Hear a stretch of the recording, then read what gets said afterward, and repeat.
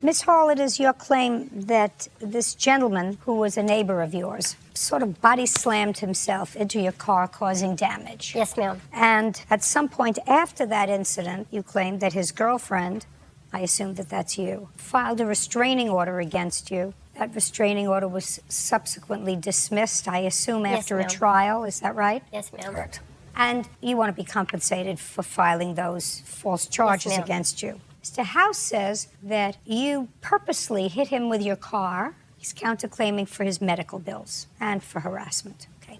How long have you been living in your house? Approximately 5 years this year. And when did you move into your house? October of last year, ma'am. Who else lives in your house with you?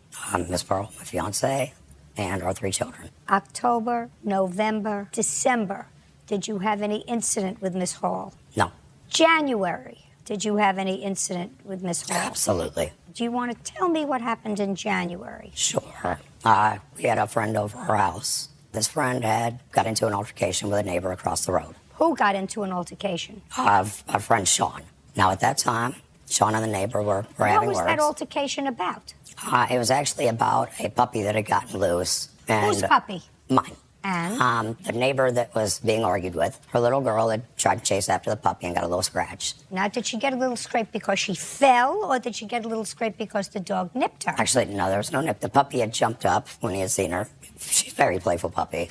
And it gave her a little scratch on her back. So your puppy that was out of your control injured a neighbor's child, and a friend of yours who was visiting you got into a verbal altercation with that neighbor. Is that what happened? Yes. Now, tell me about this verbal altercation. Not with you, but with your guest. The lady's husband had come home from work. The neighbor who had Whose the little lady's girl. husband? The neighbor.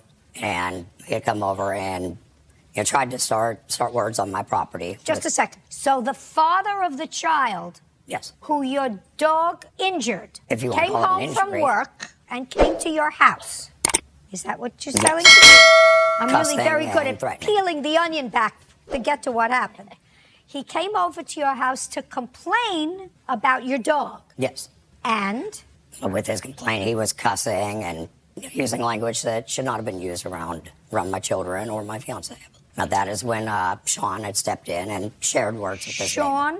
So Sean got into a verbal altercation. And where were you when this happened? I was in my front yard. Did you get into an altercation with this neighbor? No, I did not. Now you're going to tell me how Miss Hall got introduced to this. So she's going to tell me her version of the events. As Sean was yelling at the neighbor, they were sharing their words. Miss Hall stuck her nose into something that didn't Miss Hall was outside. She has a enclosed porch. They were sitting out there watching TV. I'm guessing. I really don't pay attention to what they're doing.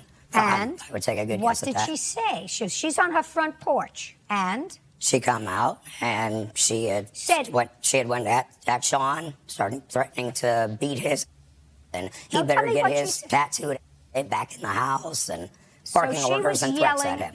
At your friend Sean? Yes. And after that, I mean, the police had come. And you don't say a word? I had told Sean to shut up, mind his business. You know, I have to live here. I know this is wrong from this lady, but I have to live here. Please respect me and shut up, which he did not. So now you have an out-of-control dog and an out-of-control guest in your house. Correct. Now, that happened on